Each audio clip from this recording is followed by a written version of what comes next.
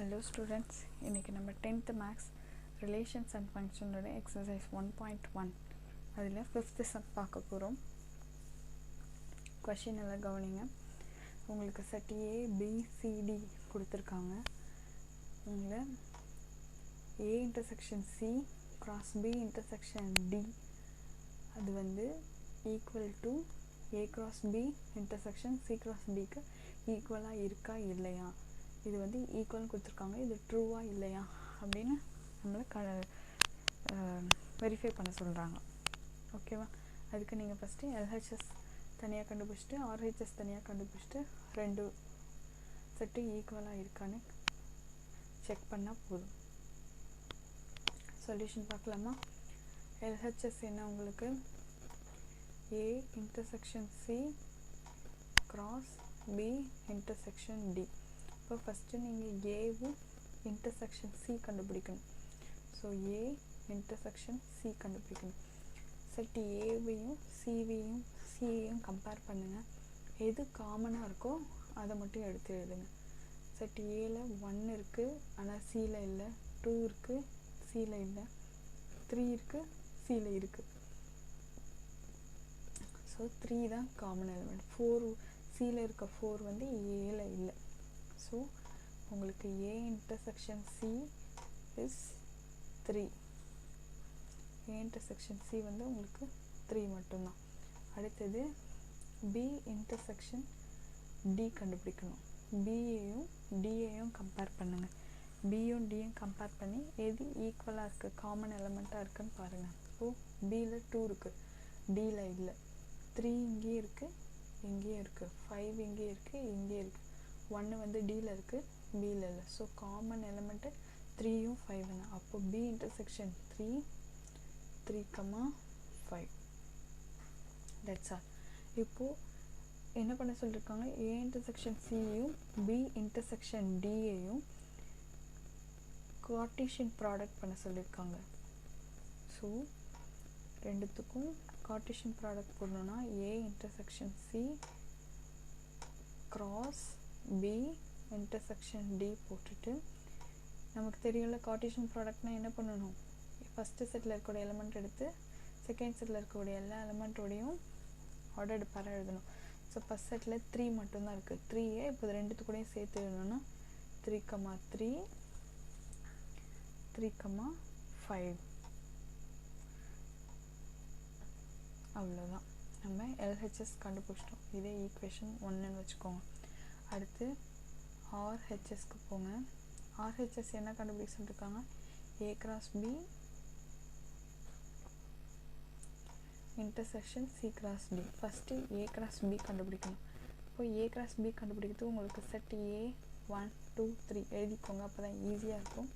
அடுத்தது பி 2 3 5. இப்போ ரெண்டுத்துக்கும் கார்ட்டீசியன் ப்ராடக்ட் பண்ணுங்கள். ஞாபகம் இருக்கவங்களுக்கு கார்ட்டீசியன் ப்ராடக்ட்னால் என்ன பண்ணணும்? ஃபஸ்ட்டு இருக்க செட்டில் இருக்கக்கூடிய ஃபஸ்ட்டு எலிமெண்ட் எடுத்துகிட்டு செகண்ட் செட்டில் இருக்கக்கூடிய எல்லா எலிமெண்ட் கூடயும் சேர்த்து எழுதணும். ஸோ அதே மாதிரி ஒவ்வொன்றா எடுத்து எழுதணும். So A cross B is equal to 1,2 1,3 1,5. அடுத்து செகண்ட் 2,2 2,3 2,5. அடுத்தது தேர்டு 3,2 3,3 3,5. அவ்வளோதான். ஏ கிராஸ் பி கண்டுபிடிச்சிட்டோம். அடுத்தது என்ன கண்டுபிடிக்கணும்? சி கிராஸ் டி கண்டுபிடிக்கணும். So C cross D is equal to C cross டிக்கு முன்னாடி நம்ம அந்த செட் எடுத்து எழுதிக்கலாம், அப்போ தான் ஈஸியாக இருக்கும். சி வந்து 3,4 டி 1 3,5. சி கிராஸ் டி என்ன பண்ணணும்? ரெண்டுத்துக்கும் கார்ட்டீசியன் ப்ராடக்ட் எழுதணும். ஸோ ஞாபகம் இருக்குல்ல உங்களுக்கு? 3,1 சொல்லுங்கள், 3,3 அப்படியே கூடயே அப்படியே நீங்களும் சொல்லிக்கிட்டே இருந்தீங்கன்னா உங்களுக்கு நல்லா ஈஸியாக புரியும். அடுத்தது 4,1 4,3 4,5. 5 அவ்வளோதான்டா, எல்லாமே எழுதிட்டோம். இப்போ A cross Bயும் கண்டுபிடிச்சிட்டோம், C cross Dயும் கண்டுபிடிச்சிட்டோம். ரெண்டுத்தையும் இன்டர்செக்ஷன் கண்டுபிடிக்க சொல்கிறாங்க. ஸோ இன்டர்செக்ஷன்னா காமனாக இருக்கக்கூடிய ஆர்டர்டு பேரை மட்டும் எழுதணும், எக்ஸ்ட்ரா வேறு எதுவும் எழுத தேவையில்லை. இதுலேயும் A cross Bலேயும் இருக்கணும், C cross Dலேயும் இருக்கணும் அந்த பேர், அதை மட்டும் நம்ம இப்போ இன்டர்செக்ஷனில் எழுதப்போம். So A cross B intersection C cross D எழுதிட்டு காமனாக இருக்கிறது பாருங்கள். இங்கே நமக்கு இதில் 1 கிடையாது. ஸோ நீங்கள் ஃபஸ்ட் ரோ பார்க்கவே தேவையில்லை. அடுத்தது செகண்ட் ரோ பாருங்கள், 2 இருக்குது, 2வும் கிடையாது. ஸோ தேர்ட் ரோ மட்டும் பாருங்கள், 3,2 3,2 இங்கே இல்லை. ஸோ 3,3யும் 3,5 மட்டும்தான் இருக்குது. இங்கேயும் 3,3யும் 3,5 தான் இருக்குது. 4 இதில் கிடையாது. ஸோ நம்ம பார்க்க தேவை. நம்ம கண்டுபிடிச்சிருக்கிறது 3,3யும் 3,5ம். ஸோ RHS கண்டுபிடிச்சிட்டோம். இது ஈக்குவேஷன் 2ன்னு வச்சுக்கோங்க. இப்போது ஈக்குவேஷன் 1ஐயும் ஈக்குவேஷன் 2ஐயும் கம்பேர் பண்ணி பாருங்கள். 3,3 இதுலேயும் 3,3 இருக்குது, 3,5 3,5 ரெண்டுமே ஈக்குவலாக இருக்குது. ஸோ ஈக்குவேஷன் 1ம் 2ம் ஈக்குவலாக இருக்கிறதுனால LHS is equal to RHS. That is என்ன நமக்கு கொஷின் கொடுத்தாங்க, A intersection C cross B intersection D is equal to A cross B intersection C cross D. So ஈக்குவலாக இருக்கிறதுனால hence it is அவங்க ட்ரூவாக இல்லையான்னு செக் பண்ண சொல்லியிருக்காங்க. அதனால நம்ம கடைசியாக எழுதும்போது hence it is ட்ரூன்னு எழுதணும்.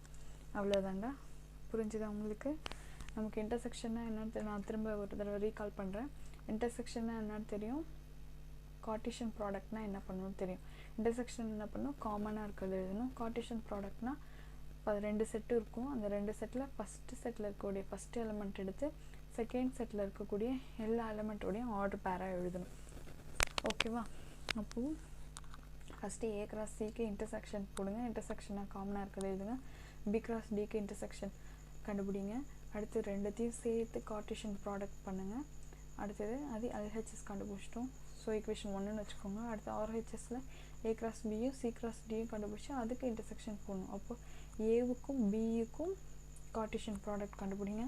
அடுத்து Cக்கும் Dக்கும் கார்ட்டீசியன் ப்ராடக்ட் கண்டுபிடிச்சிட்டு இன்டர்செக்ஷன்னா காமனாக இருக்கிறது எதுவும் கம்பேர் பண்ணி எது காமனாக இருக்குன்னு பார்த்து அதை எழுதிட்டு ஈக்குவேஷன் 1ம் 2ம் அதாவது LHSம் RHSம் ஈக்குவலாக இருக்கான்னு செக் பண்ணுங்கள்.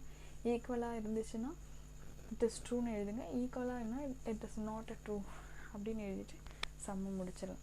அவ்வளோதான்ப்பா. இந்த சம் உங்களுக்கு புரிஞ்சிருக்குன்னு நம்புகிறேன். புரிஞ்சிச்சுன்னா லைக் பண்ணுங்கள். புரியலைன்னா கண்டிப்பாக டிஸ்லைக் பண்ணுங்கள். அப்போ தான் எனக்கு தெரியும் எந்தளவுக்கு புரிஞ்சிருக்கு புரியலன்னு. அதுக்கு நான் என்னுடைய மெத்தடை கொஞ்சம் உங்களுக்காக இன்னும் கொஞ்சம் ஈஸியாக சொல்லலாம். கண்டிப்பாக ஷேர் பண்ணுங்கள், சப்ஸ்கிரைப் பண்ணுங்கள் ஸ்டூடெண்ட்ஸ். Thank you students.